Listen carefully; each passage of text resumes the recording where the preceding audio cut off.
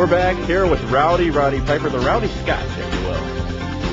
And we were going to progress into WrestleMania 3, talk a little bit about the face turn and the years that would follow, because you stayed as one of the fan favorites, one of the biggest fan favorites ever, for years to come. The match with Adrian Adonis, a man you had tagged with previously, a man who was a good friend. The eulogy at his funeral. It's the last funeral I attended. You know, our sport has the highest suicide rate of any sport.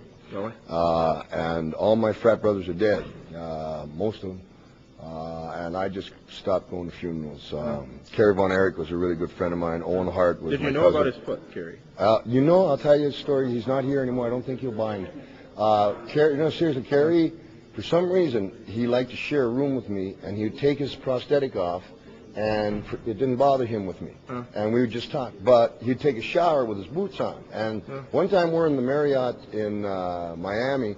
I don't know what was going on, but we ended up outside on a ledge about 6 inches, and the door and the window closed, and we're standing against the thing, and 8 stories down, and Kurt Hennig and Big Boss Man came in and got us back in. I don't know what we're doing. You know, you get crazy out there. 90 days, 100 days on the road, you get nuts. And then 2 months later, my buddy, boom, blows himself away. He's got 6 brothers.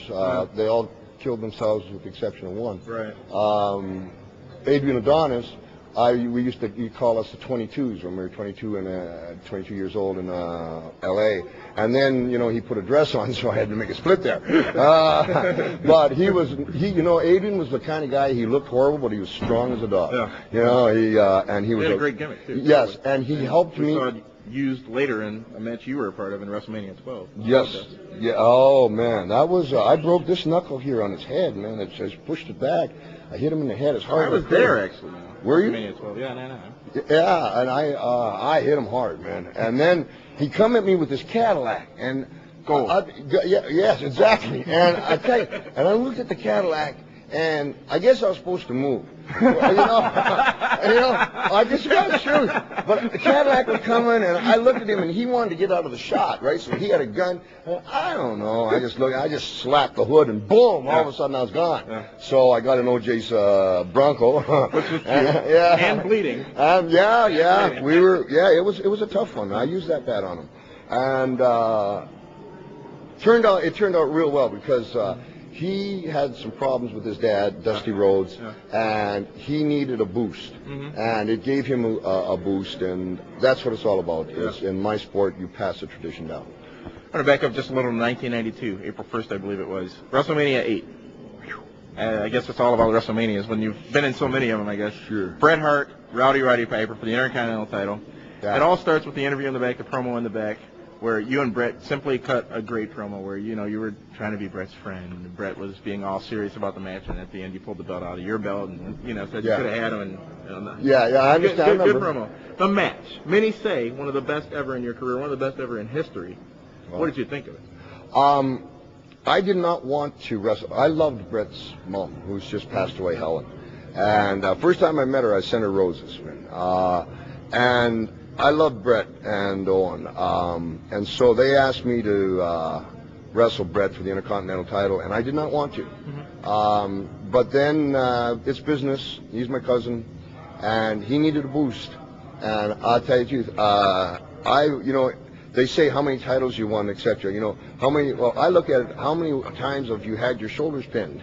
I've had my shoulders pinned once, really? And that was for Bret Hart. And I think that made the match, if you will, because I think a lot of people went into it thinking you were going to win, you were going to come out on top. You just won the Intercontinental title not so long ago. Just like 2-3 weeks before, And then to come in, and it was an awesome match from what I've seen. Thank you. He's a great athlete.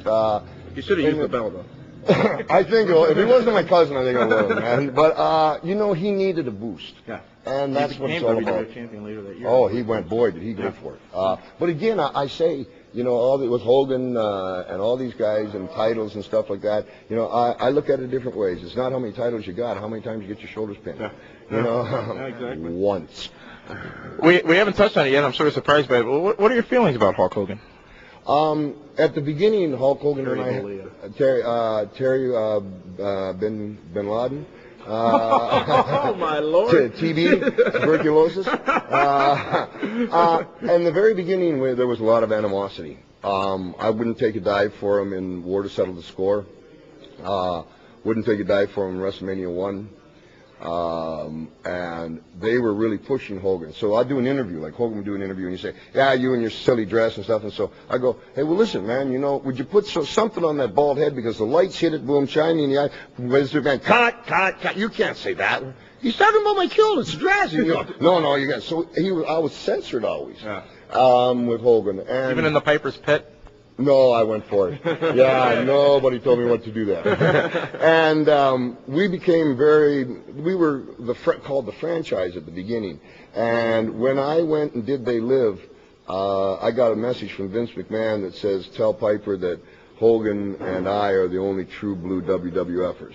And that's where Vince, he didn't want me to do They Live. He told me, you wait 4 weeks, I'll get you another movie. I said, no, Did he get any money out of it? Did Vince? Yeah. Not a penny. Maybe that's why he didn't want you to do it. it. Yeah, not a penny. But, you know, for me, it was a fact that you were asking, you know, the crowd changed and started cheering for me. I have never changed anything. Right. And what happened was I was boxing Mr. T, and in the second round in Nassau, they just started chanting my name. Is that before or after the body slam? Probably before. Probably before. But so there's again, I wouldn't take a dive for that guy. Right. Don't do windows, don't take dives. But generally good feeling for Hogan. Now a lot has passed, and we have similar problems, similar feelings. You know what happens, which is really strange, is maybe you and your son, and you'll go, you know, ask Roddy Piper, and he won't know who I am, and you'll say, well, that's the guy that started WrestleMania, and you go, and it's like a big thing, and it's really not. I mean, we just happen to be there, and I think you're downplaying. Well, you know, it's time, and God takes care of you, you know, and Hogan and I talk about it. It's an odd position to be in because they expect so much, and like they go, and they go like, well, you're not so big, you know, piss me off and watch me grow, you know, you know. So we get along much better now, but business-wise, we're still adversaries. Cool. Yeah. Now moving on to '96, back to WrestleMania 12, back to post WrestleMania 12, late '96, I believe it was, where you showed up in WCW. You stood in that ring on Nitro. I believe it was from Florida. And you lambasted the WWF and how they are hypocrites, and now you're in WCW. You talked about Goldust. You talked about your match at WrestleMania 12. Vince McMahon, World Wrestling Federation, post your departure. What do you think? He posts my departure? Or after your departure, after you left the World Wrestling Federation, what are your feelings? Vince McMahon, WWF, where it's gone, where it is. I see.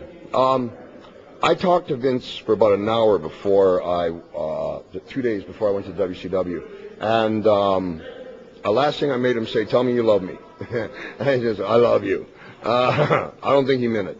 I'm one of the guys, I sincerely sent him a baseball bat in an oak cabinet.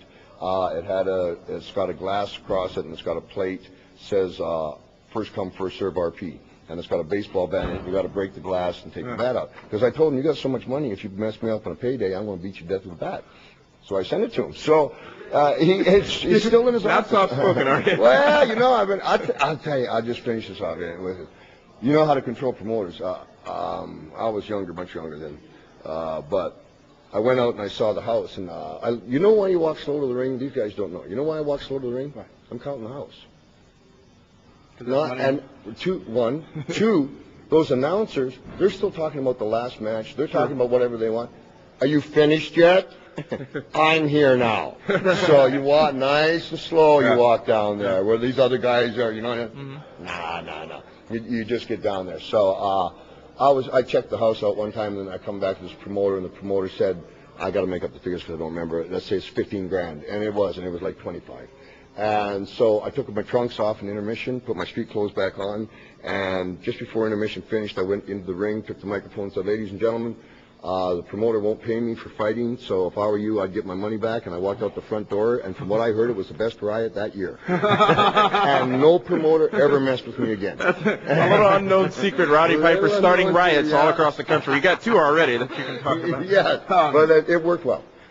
So the difference, WWF now, I'm sure you've seen, I don't know, you watch every week, do you watch Raw, do you watch SmackDown? No, but I keep up enough that I know what you're talking about. What do you think of the current direction? Because obviously from the days in which you were in the WWF, 96 I believe was the last time. Yeah.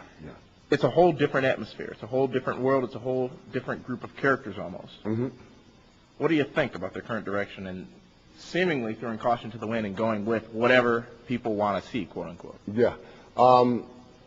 The first thing that I'm sorry is they don't give the athlete a chance to use his talents and exploit himself. They write for them. Yeah. And, you know, you just, so if one person is writing for everything, it's just one idea. Yeah. Me, I don't allow anybody to tell me what I'm going to say. Mm-hmm. And that way it's fresh. So we should take those cue cards down. You just take, yeah, that way it's fresh. And yeah, I'm with you. Oh, aha. And so what has happened is,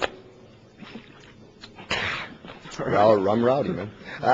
Sorry about that. That's okay. What's happened, I'll speed this up, is they have people coming out, and they're doing a lot of talking, so you'll pay to see the wrestling, and they have these scenarios, and the matches themselves, they're so contrived. You know, when these guys do these, they hang onto the ropes and they leap up, and some guy goes under or does a backflip. I'd love to be in a street fight and somebody guys does a backflip, you know, boom, like a 10-penny nail. You know, I was taught by Johnny Valentine this, and I'll tell you, my whole career is based on this. I can't make you believe that wrestling's for real, but I sure the hell can make you believe I am.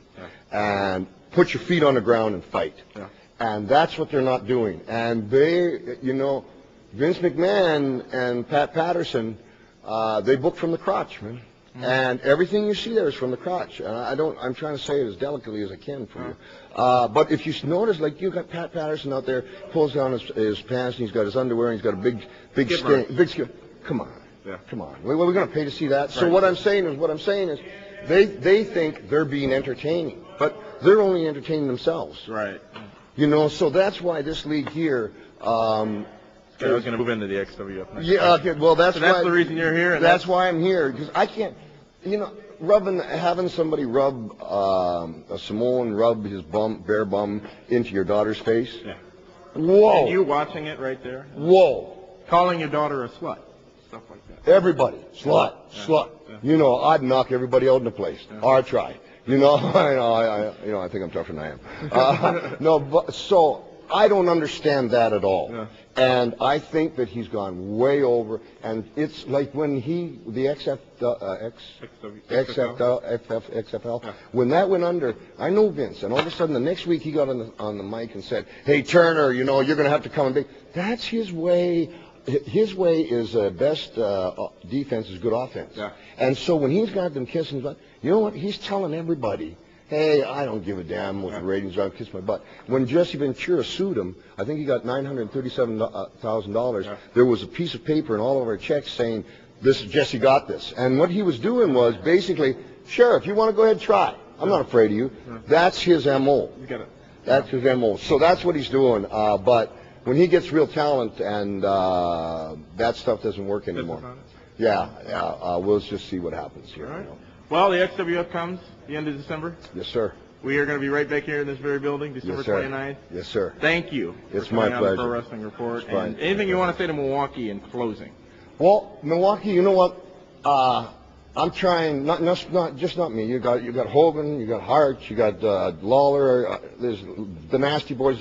These are real men. Greg Valentine. They're going to give you real competition. They're going to do a lot of entertainment. I'm going to do Piper's Pits, and it's called I've got it called In Your Face. I mean, take a look. You see the horns. You know, They Live. I'm just doing a new thing with Carpenter on They Live on DVD for Germany. And so when I get in there, I'm improving. Mm-hmm. You know, so you better be ready. So that's the entertainment part. And then when they fight, they're going to fight. Yeah. And you're not going to see anybody taking their clothes off. And when I said that on TV, I got a bunch of boos. And, well, that's the Bachelors.